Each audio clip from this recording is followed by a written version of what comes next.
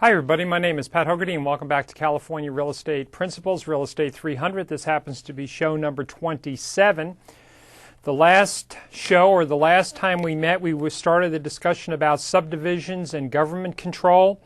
We talked about a number of different topical areas during that meeting, if you will. I'm just going back here and taking a look at some of those things. Primarily, we talked about, or one of the areas that we talked about was subdivisions.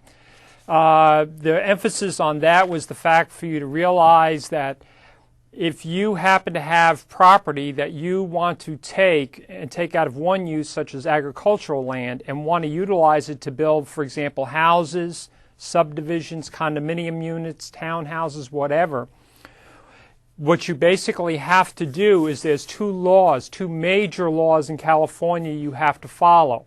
And what we discussed was one of them is called the Subdivision Map Act, and that act is where you actually go out, hire a licensed civil engineering firm that works with this kind of stuff on an everyday basis and has a track record of working with this county or the city where you're located. They also have the expertise of how's the best way to divide the land. What they do then is they go out and they survey the land. They make sure that they know where the geographical boundaries are according to the legal description. After they do that, they come back and they create a map.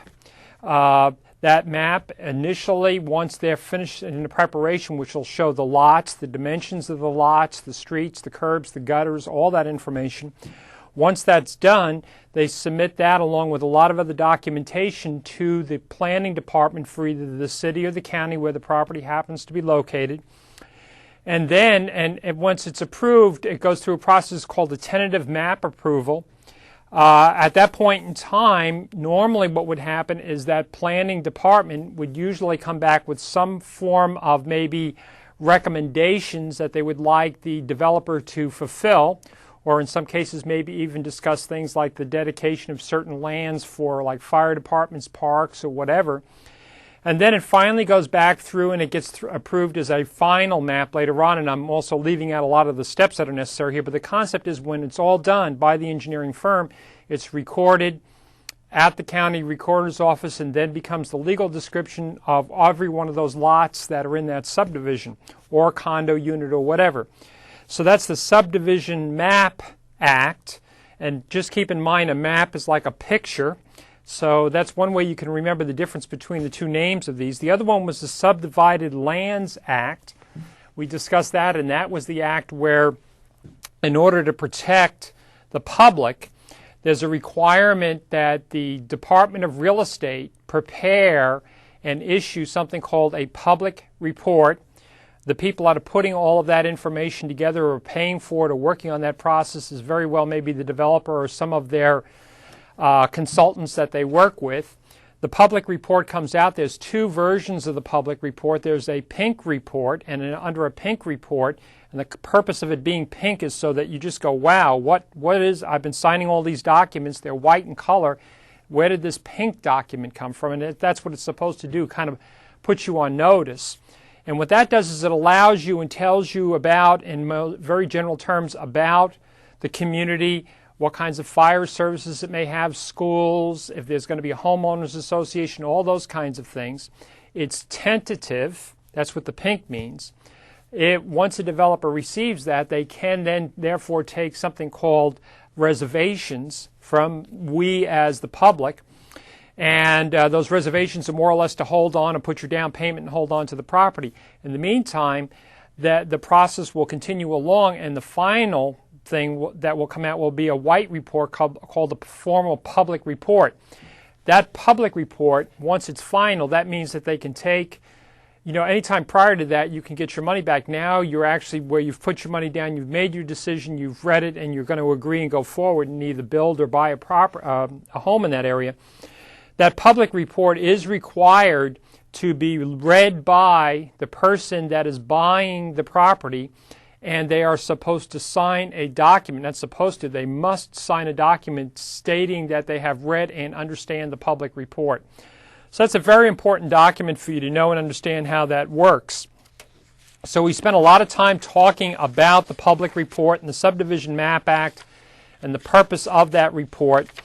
What we wanted to do then from that point, and I'm just looking at where I am, is we finished off by talking about a couple other, we were discussing different types of ownerships. We talked about a common interest development, and the purpose of a common interest development meant that we owned possibly our own individual units or had some kind of a leasehold interest on those individual units, but then we had a common area. And then there's also something called an association of owners that control, manage, and, if you will, make sure that the rules are followed, or the administration rules are followed.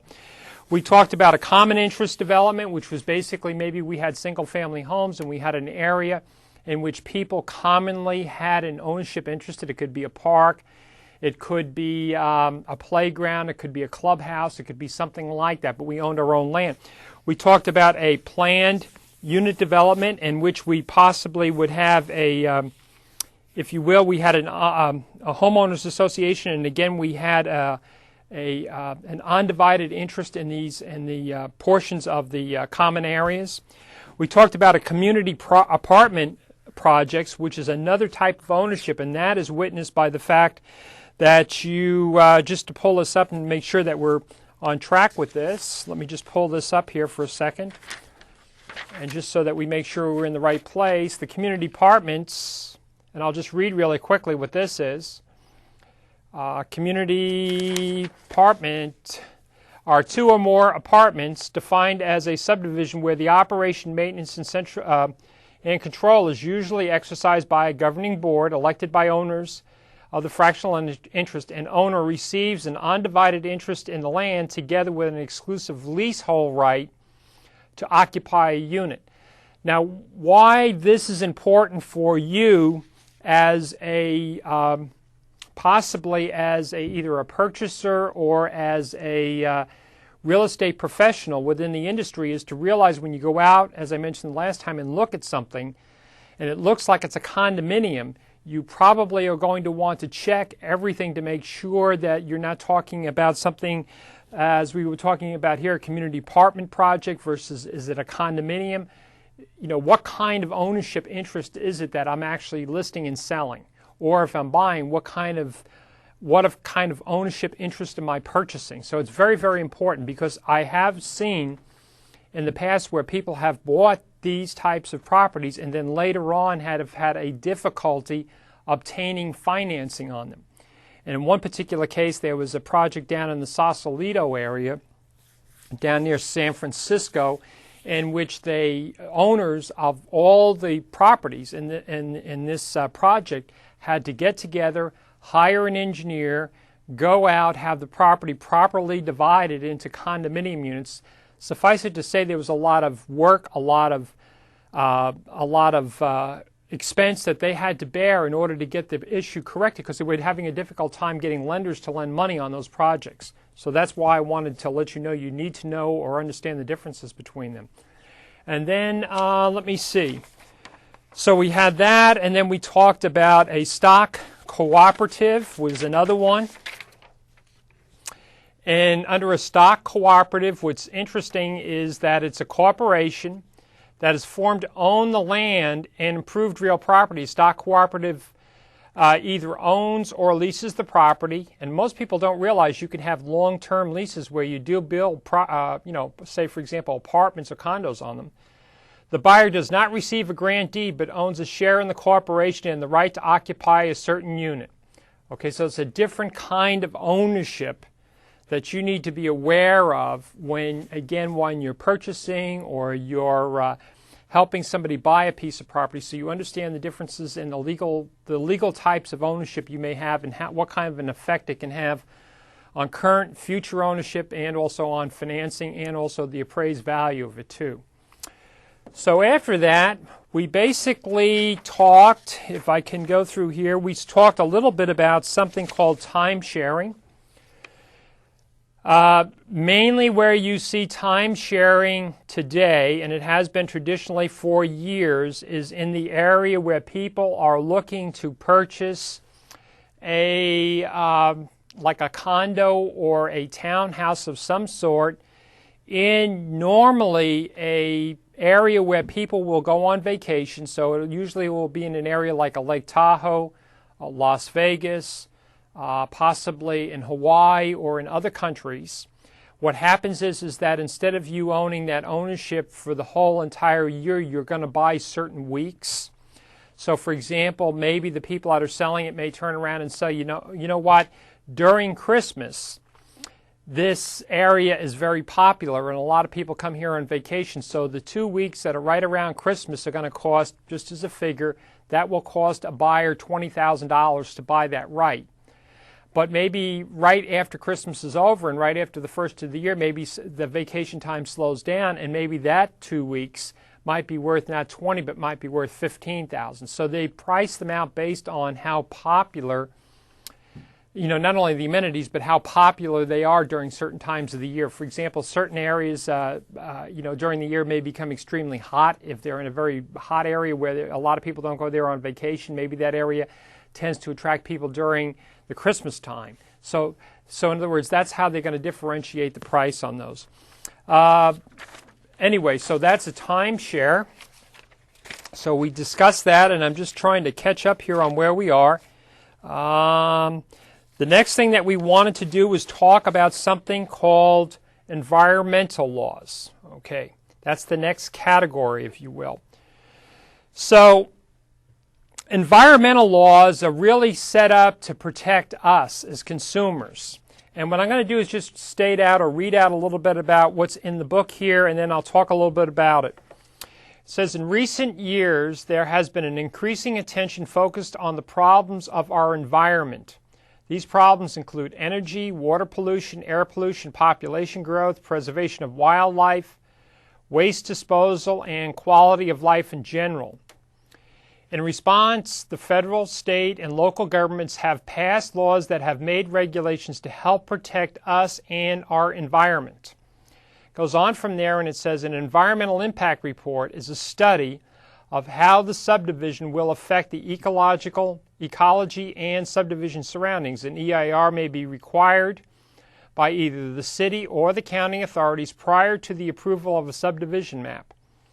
But some projects may be exempt. In rare cases, the responsibility for the preparation of the EIR will belong to the Department of Real Estate.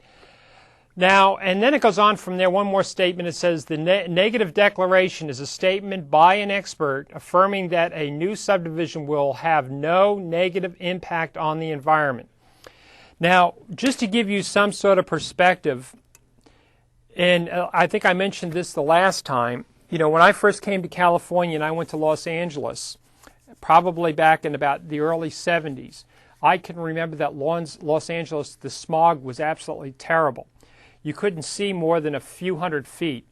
You'd walk out in the morning and there was all this soot all over your car. Now when you go down there today, you find out that there's not the pollution that there was 20, 25, 30 years ago. Why is that? It's because California has passed laws to say, for example, cars have to have emission controls. They can't go down the street and be smoking the place up, where I can remember myself even having a car that looked more like a crop duster going down the street with all the oil that had burned. So we've had laws to stop that from happening. We've had a number of other laws when you read about it in the paper, like, for example, if you're putting in a subdivision and it happens to be in an area where you're going to affect the ecology. It could be something as far as the fish, it could be the birds, it could be a lot of different animals that are indigenous to that area. If it's going to affect those species of animals, then they're going to say, we don't really want to put that subdivision there.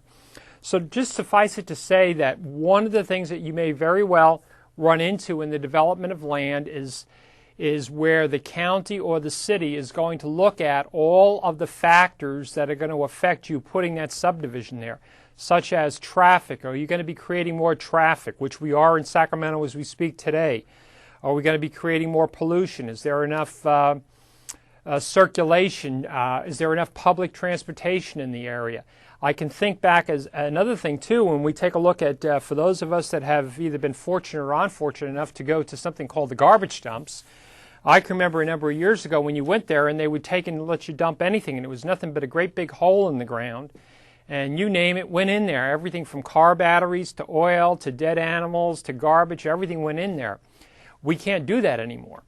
Anymore, if you go to the place we commonly refer to as the dumps, first of all, it's not a dump. It doesn't stay there. It's a station that recycles things. So you see them separating out cardboard, aluminum cans, metal. You know, if you go in there, there's people at the gate that'll tell you you can't mix together the leaves and the metal. They have to be separated. And if you're going to bring in computers, you just don't throw them in the landfill. What you have to do is you have to actually, in many cases, pay a fee to dispose of it correctly.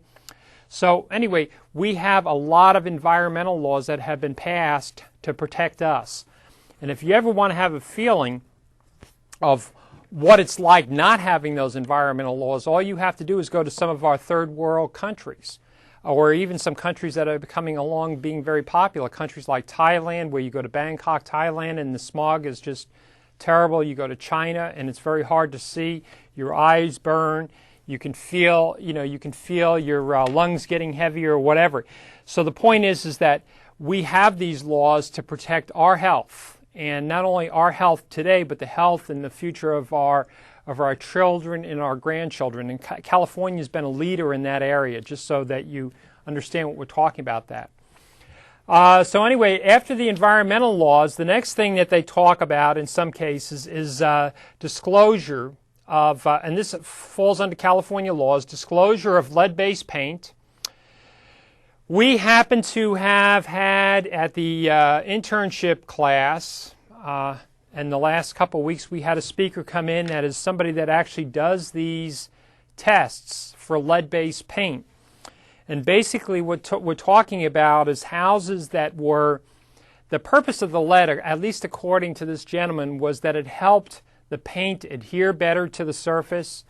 The lead-based paint was very smooth. It went on very smooth. It lasted a long period of time. The problem with it was that if the paint was ingested by children, specifically by children more than adults, but by children, it doesn't kill them, but what it does is it can do things that will affect their developmental growth. In other words, it can cause some kind of damage to the brain, and maybe cause some form of retardation or some other problem. So consequently, what's happened is that if we believe we have lead-based paint in a house, we have to disclose that. Okay, and it all bases on, I believe, the year that the house was built. I'm going to look to see if they happen to have that in here. I'm not sure whether or not they have it in this particular document or not. Let me look and see here. I'll just read what this says and see if I happen to run across it.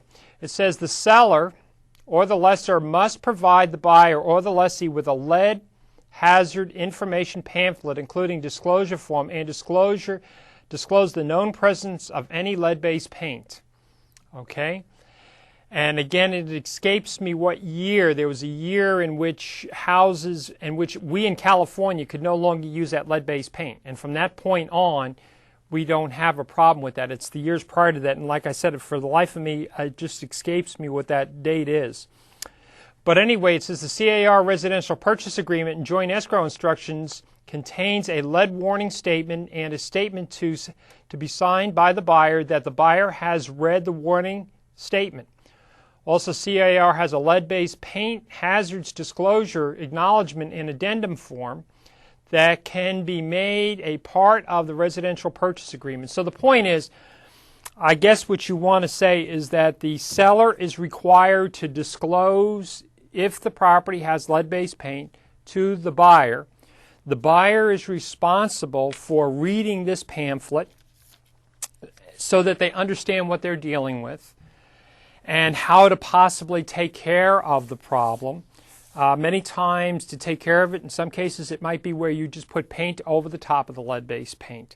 The problem is when you're doing things where you're trying to, as this gentleman was telling us, where you go in there and you start sanding the paint off and the kids are standing around and everything becomes airborne dust and all that lead's in the air. Okay? In fact, he was telling us during that he had bought a house, and I guess he was in that kind of a business, in the environmental business, working for the state. and had a door and decided to go ahead and sand the door and get it all cleaned off to put some paint on it, or to stain it. And he's going through and doing the sanding and had his kids there, and they were helping him out. And what he did is, because of his job, the job that he had required him to go have some blood tests. And when he had the blood test, he realized that his level of lead in his body had gone up dramatically. And it was at that time that he realized that, how you get the lead into your system. Okay, and so anyway, if you have that, you have to disclose that. So that's what we're talking about, to protect the children primarily. Another thing that we want to mention too is that needs to be disclosed is what we call geographical hazard zones, and that typically what we're talking about in that case is we're talking about earthquake zones. I'll show you hopefully near the end of this show, and I'll get to it here in the book, that there's a picture in the book of the fault activity, but there's an entire website just dedicated to these studies of where the earthquake zones are. That's the reason why in a lot of cases in California, when we are building a house, for example, you'll see things that are on the houses here in California that you may or may not see in another state. For example, between the first and the second floor, one of the things that you'll do is you'll have this strapping, this metal strapping that connects the first to the second floor. You'll also have, and with the whole idea of that, and also the idea of having the structure and the siding, is that because in an earthquake what happens is the building moves like this. And what you're trying to do is make it so that the building doesn't move back and forth like this and finally collapse. And so what they'll do is they'll connect the first to the second floor. That's one of the things that they do. And they'll also make sure, it really gets fairly technical, like the siding on the side of a house has to have a certain nail pattern so that you make sure that the walls are not going to be moving back and forth like this. You also have to have cross bracing in there to prevent that from happening. That's earthquake zones, or knowing where the earthquake zones will tell us that we shouldn't be building in those areas. If we built in those areas, there'd be a high probability of the houses falling down, okay? We're in an earthquake zone. So that's the whole concept behind knowing that information. And again, that's another one of the disclosures that you have to make. It goes on from there. There's a lot of other disclosures you can have. Going back to where those are shown, they're shown primarily, as far as those disclosures go, they're in that listing agreement. In the residential listing agreement, you'll see those where the owner is required to disclose if they do have those problems. Also, that's the reason why we have things such as where our water heaters have to be strapped down properly, so in the event of an earthquake, they're not going to fall over and cause a fire or whatever. Okay, the next thing we want to talk about is planning commissions.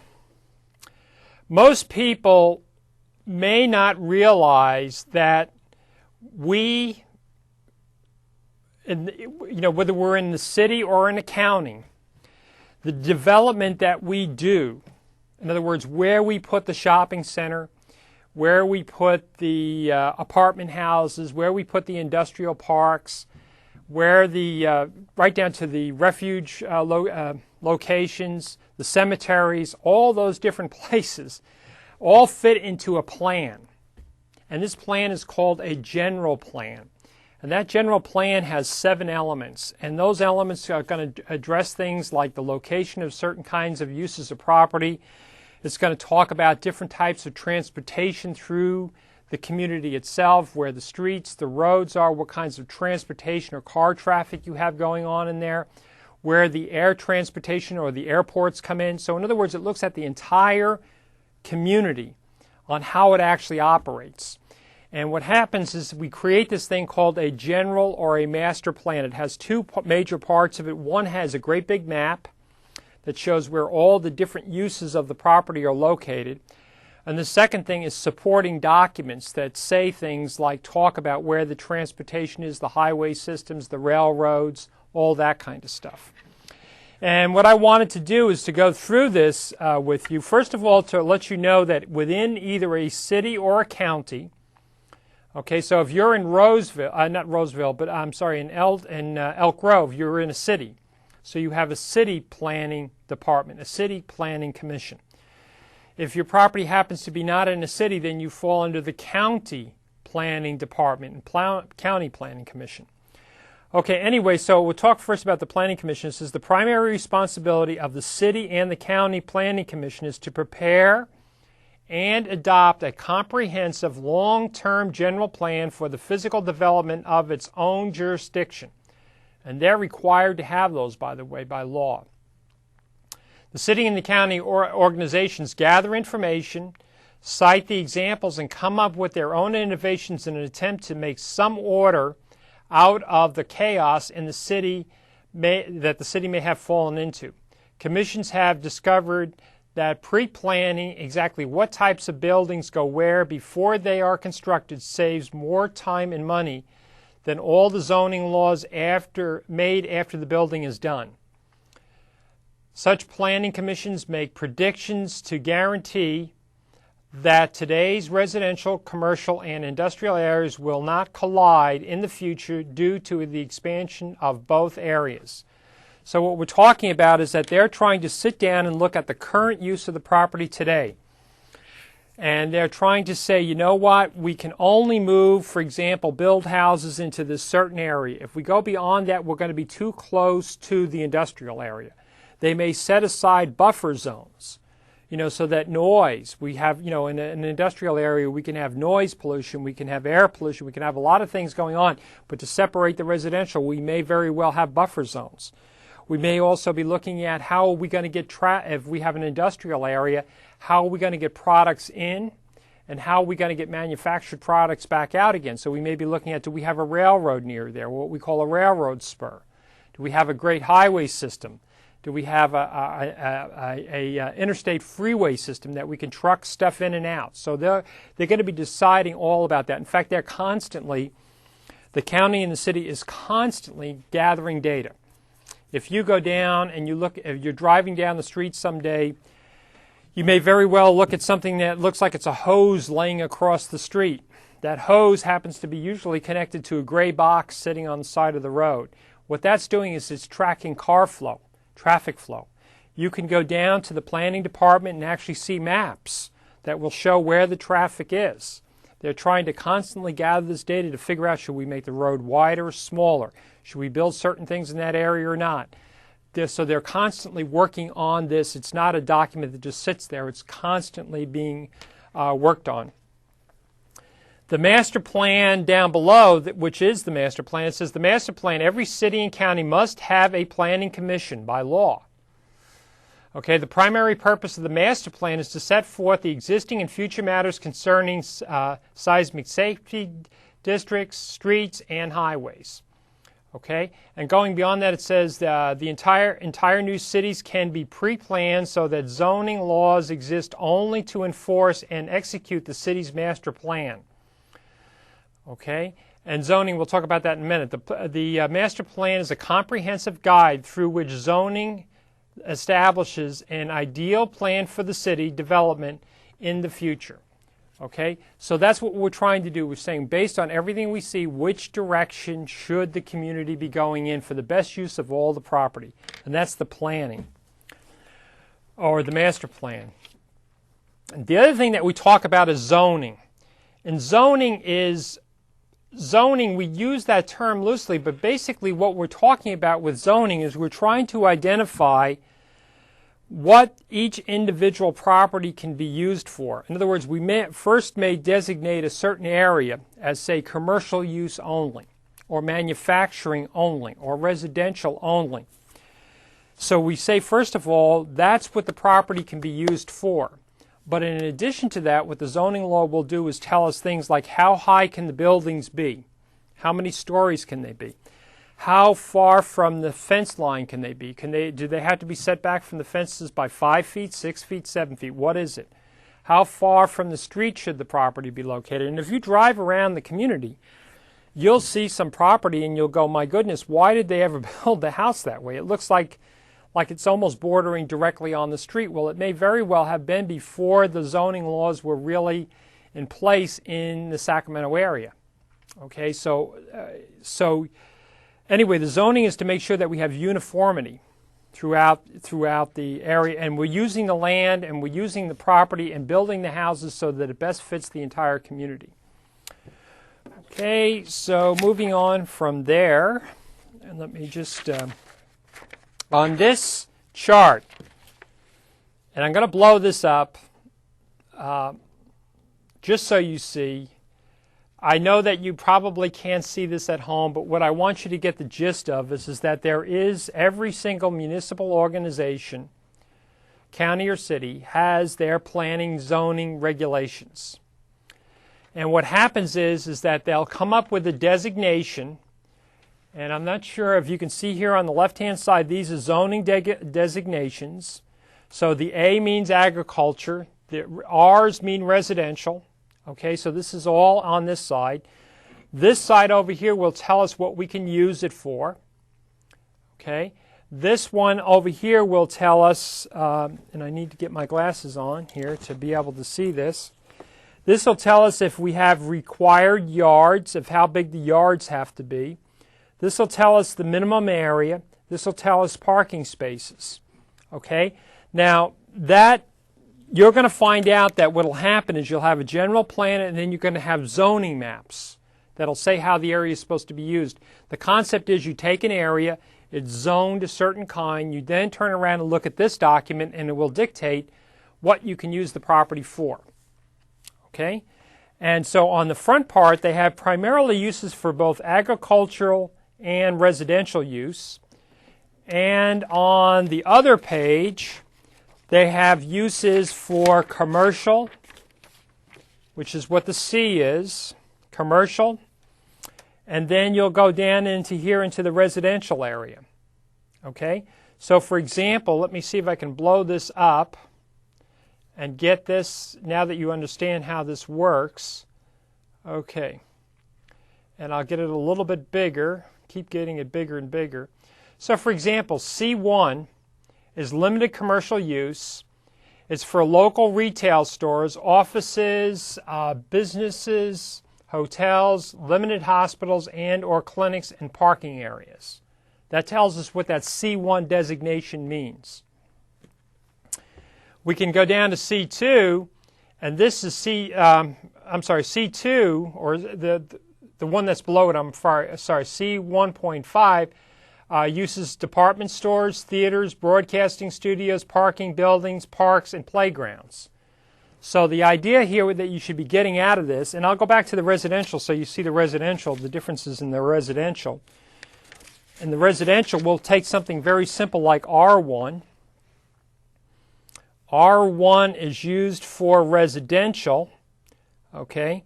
So in this particular case, it's telling us that if we see a designation of R1, it can be used for one family dwelling. Okay, one family versus, say, a duplex is two family. So for example, you could have R1 zoning, that would be one family, single family home. R2 would be a two family residential. Okay, two family residential.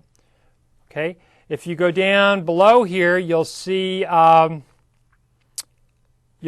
you have these designations, which are like RD2, RD3, RD4, RD5. You have RD, let's see if we can get one in here, blow this up even a little bit more possibly. R3, and this is Los Angeles, by the way. R3 is multiple dwellings and it's apartment houses. So, I mean, hopefully you get the point that what you're doing is that these designations tie back to this document that tells you what the property can be used for. In addition to that, that's just a little bit of the information. You also have manuals and books that will go into great detail about what you can and can't do and setbacks and a lot of other things. That's the concept of the zoning. Okay, and let me zoom back out of this and put this over here. Okay. Now, one of the things that you'll find in zoning that they may very well do is talk about setbacks or talk about where you can build. And I'm going to give you this would be a zoning, they're saying this is a zoning setback problem. Here's the situation. You want to build a house. You know how big the house is that you want to build. You're going to put it on a lot, but you need to know, how big can the side lot be? How big can the back be? How big can the front be? That's what you want to know. So what they're doing is they're giving you an example here. They're saying the buildable area is the maximum allowable area of the lot that the city or the county allows for building after deducting the setbacks from the front, the back, and the sides. So what you're doing here is you're looking at the lot. Going this direction here is 150 feet deep. Going this way right here is 50 feet wide. You'll see here that you have a 4-foot setback here. That means between the fence line and the building. You have another setback here that's 4 feet from here to the fence line. Same thing from here to the fence line. In the front, you have a 20-foot setback between here and here. That will dictate, after you calculate the setbacks, that's going to dictate how big the footprint is going to be for that house.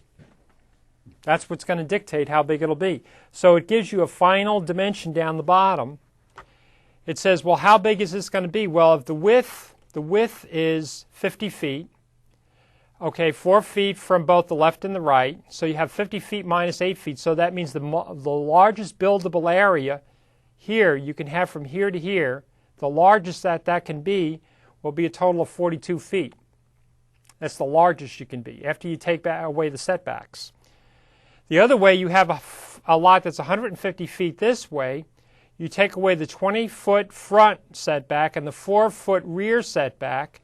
You take that away, that gives you 126 buildable length. So your lot now is your house can be no bigger than 42 by 126 feet. That's as big as the house can be. Now, if you want to have one that's bigger, what you may have to do is go to a second floor.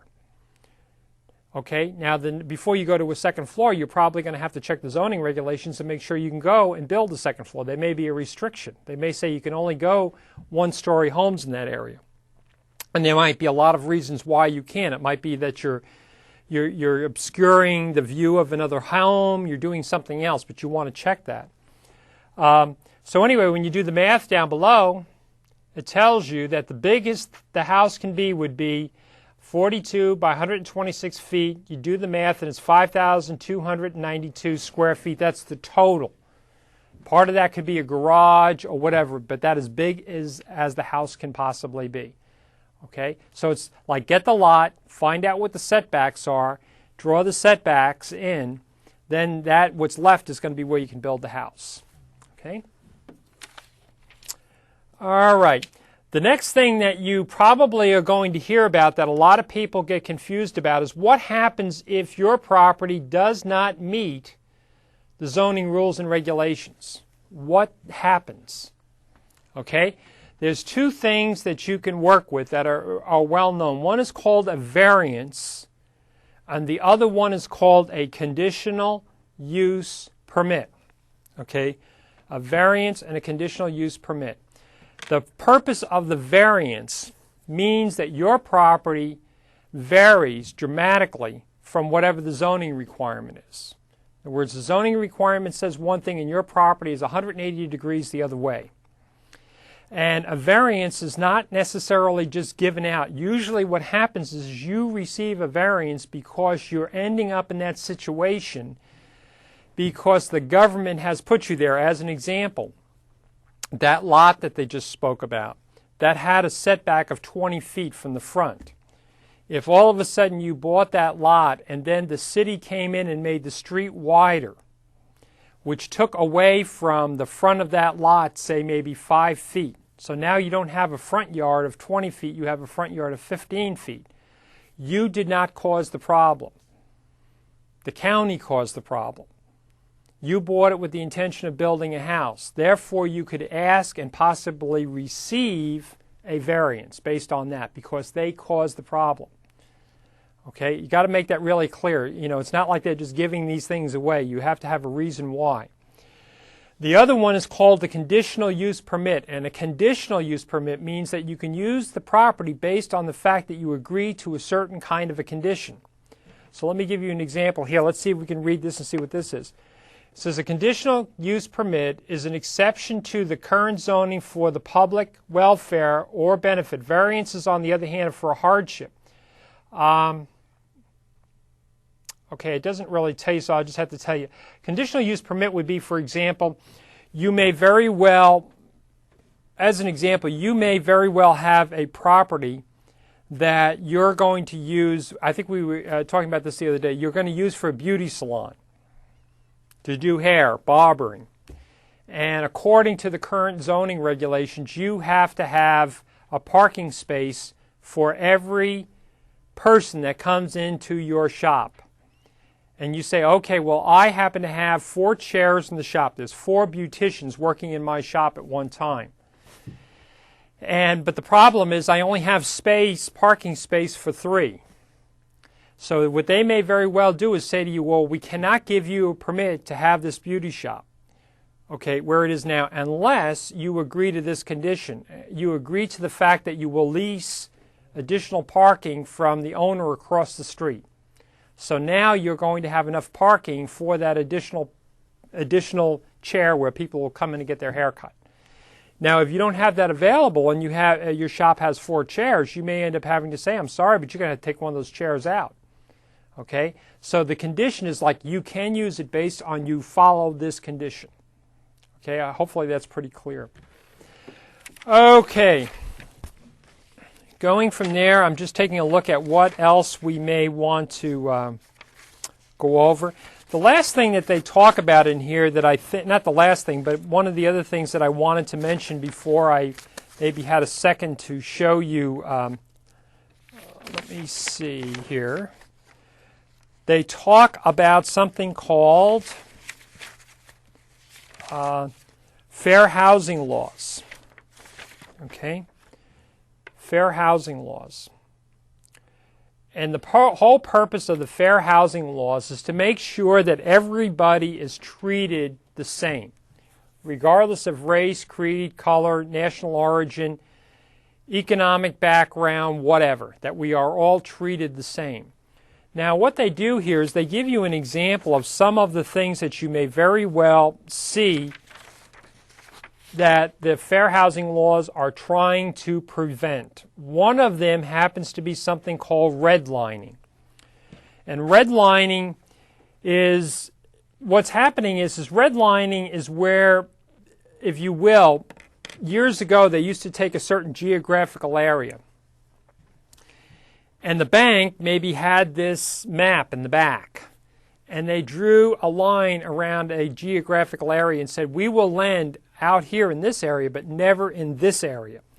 And the reason why we're not going to lend in that area is because the people in that area, it's a high crime area, or there's a large grouping of black people that live there, or Puerto Rican people that live there, or whatever. There was a reason they would say, no, we were going to discriminate, and they did that. Okay? And what the laws said is you can't do that. You cannot draw a line around that area and say, no, you're not going to lend in that area. You can't do that.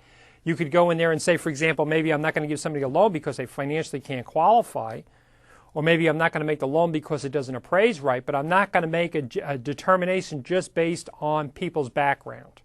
So the law was passed as you can't do that. In fact, most of the government, if not all the government, not government, but the banking institutions have to also report on how well they service the community that they're in. The second thing is something called steering. Steering was something where you would take and, somebody would come to the door, they would be of a certain ethnic background, and you would say to them, okay, well, this person is black, or they're Puerto Rican, or they're Spanish, and we're not going to show them the white neighborhood. So what we were going to do is we're going to steer them over into this neighborhood. You can't do that anymore either. Okay, that was taken care of a long time ago. Protect people.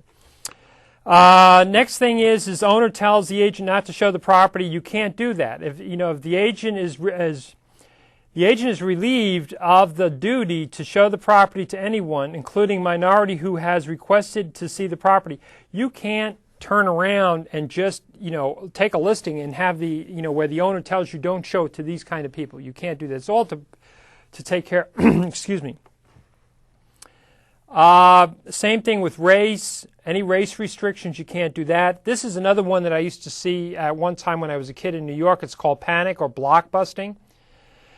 And this is interesting. I remember sitting in a living room one time and hearing this. It's where an agent intentionally incites existing homeowners to sell their properties by saying that the property values will fall because persons of a different race or religion have targeted to move into the neighborhood. Okay, that's another one.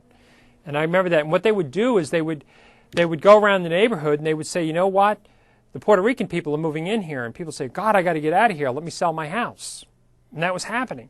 So that's to stop that kind of stuff from happening. So that's the purpose of those laws. Now what I want to do with the remaining amount of time that I have is I want to take you out and show you a couple of the websites that I've put up here for further information for you guys. And I don't think these will change as often as some of the other ones will. Okay, websites. This is underneath this chapter, which is subdivision government control. First thing I want you to be aware of, I'm going to change the size of this text a little bit. Okay, we talk about the Sacramento, or we talk about the county and the community planning department. Okay, this is the department right here. They are located in downtown Sacramento. If you want to go in here and find, want to find out things about the master plan, the general plan, zoning requirements, whatever it happens to be. In fact, in our internship class, we always have one of the planners from that area come in and speak so that you're familiar with what can be. All you have to do is just, if you have a question, you just go down there and you ask them. Very nice people. They can walk you through, tell you, what the property can be used for. If you don't know anything at all, like if you need a building permit or don't, at least they can get you going in the right direction. If you're looking at wanting to rezone the property or split the property, into, say, a couple different parcels or do a subdivision, this is where you start in Sacramento County. They also have some, what they consider to be, I think they're frequently asked questions.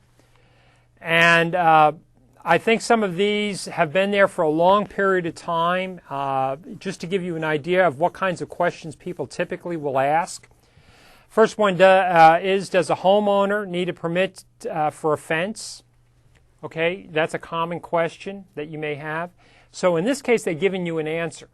Okay, so in this case, the answer is no, a building permit is not needed if the height of the fence is 6 feet or less. If over 6 feet, a building permit is needed for the fence, okay? Next question, can a person keep horses or livestock on residential property?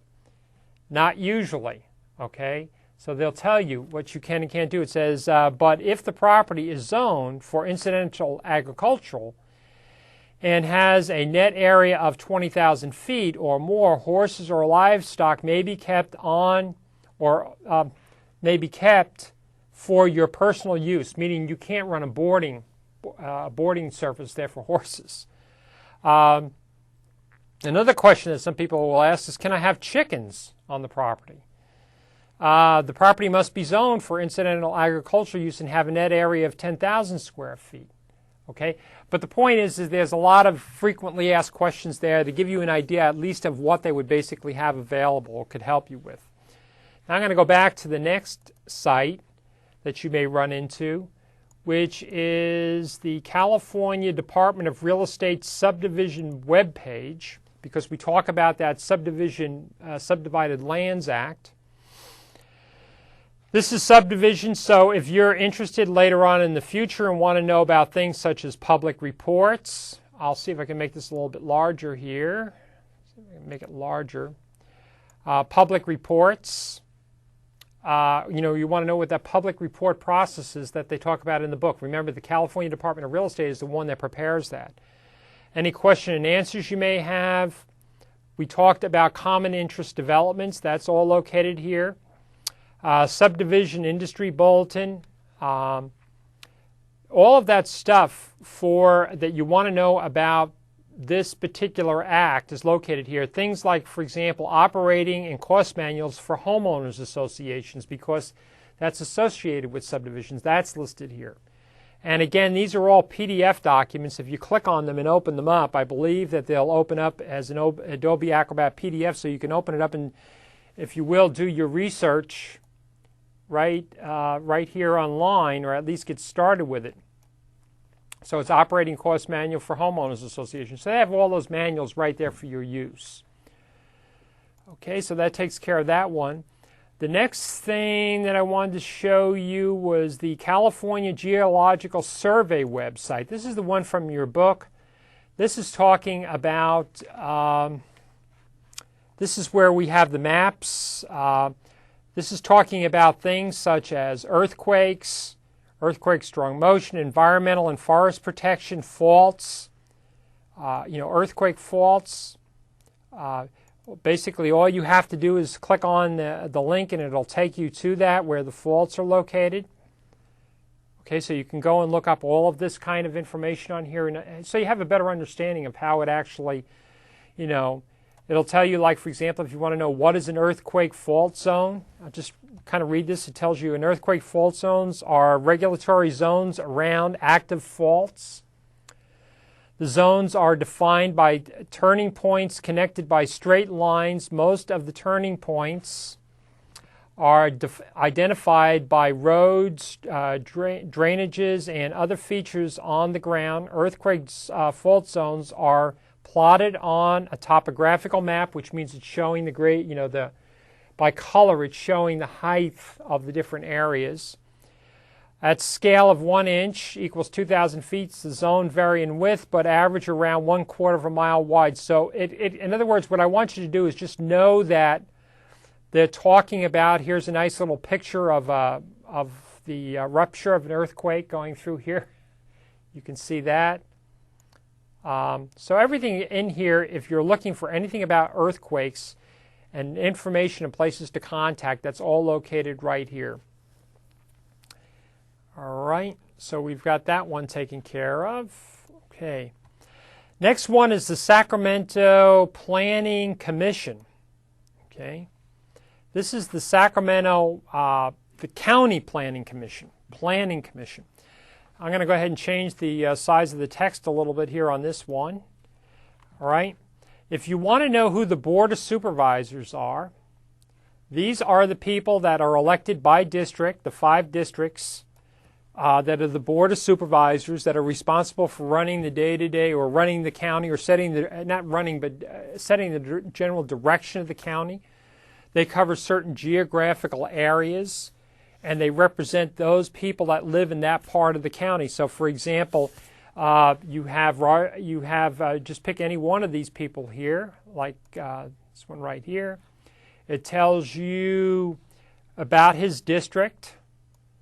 The 1st district occupies the northwestern corner of Sacramento County and is the home of a number of thriving communities from rural Alberta to residential North Highlands. So it tells you where it is that he is actually responsible for. Okay, so we have each one of these areas, and we can find out about who these people happen to be, what they're responsible for, how to contact them, so on and so forth. That's all located right here.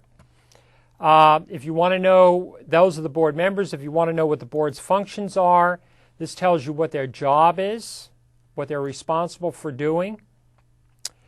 This also tells you about meeting information. So when you have meetings, this is the public meetings that you can go to and say, I'm not happy with the fact that you're rezoning the property, or you're putting the subdivision in, or you're building this apartment house here, or whatever. You can go there and listen to the complaints and voice your complaints. That's why sometimes on TV they'll have some issue that everybody has a complaint against, and you'll see the TV stations like KCRA or one of those down there, and you'll see all the neighbors standing in there yelling at these people, saying, you guys are not paying attention to what we want. Okay, these are the public meetings. This is where you can go and do your complaining. Let's see what else we have in here. Okay, I think that there's just a lot of information in here if you ever want to know about how that works. And again, that's for the county, because you may be very well located in a city.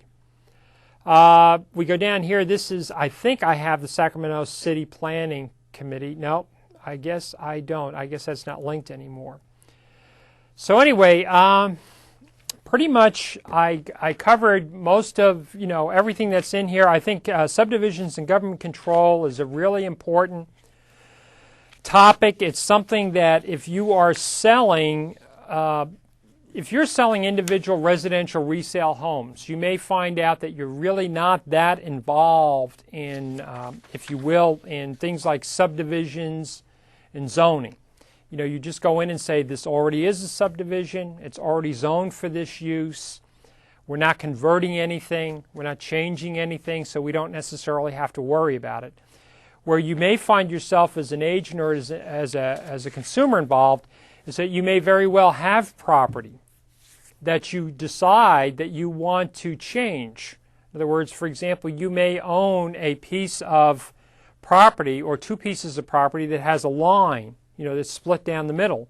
You may very well want to go down there and, for example, have that property line moved one way or another. Make it smaller, larger. You may have something where you have a piece of land and you may say, and this is not uncommon for people to do, and say, I'm going to buy that 10 acres of property, and I know it can be split into 5-acre parcels, and I'm going to go ahead and have it split. So the question is, well, where do you start? Where do you go to? Who do you talk to? It's the planning department. You may very well also find yourself in a situation where a client may be looking to buy property or looking to sell property, and they're telling you that it's zoned for commercial. That's one thing I kind of want to caution you about. When you see people that tell you that the property can be used for certain things, like if they tell you it can be used for apartment houses or it can be used for commercial or industrial use, remember that what they are probably telling you is that what they're really saying is, if I meet all of the conditions that the county or the city are going to require me to do, then and only then can I use it for that use. For example, it would not be uncommon for them to turn around and maybe if you're going to build like an automotive repair facility, a garage, it may already be zoned for that, but you may very well find out that the fire department will turn around and say, you know what, you're far enough away from the fire station that we need to have you pay for and put in a fire hydrant, okay? Or we need to have you change the road in front of your property, okay? Or when you build that property, your building is only going to be allowed to be that much size because of your setbacks, okay? Or maybe even if you can build the building, maybe you can't get the business license for that area because it's within a certain For example, there's certain businesses that cannot be located very close to like churches. So if you're going to open up a grocery store that's going to sell alcoholic beverages, you may not be able to locate it there because it's going to be located too close to the school or too close to the church. So the point is that you do want to make sure that you're aware of this and cognizant of what's going on, that you may be very well asked to help your clients find out more information about this. I would recommend that if you do, start with the planning departments. Find out from the addresses, am I in the city or am I in the county? The lady that came in this past week to our internship class and spoke and said the easiest way to find that out is get a Thomas Brothers book. Just look at a Thomas Brothers map and it'll tell you if it's in the county or the city. So with that, I think we're pretty much done with this topic, and the next time we'll be picking up with, we don't have that much more to go, and we'll be picking up with a new subject. With that, thank you very much for coming, and we'll see you back here the next time. Bye-bye.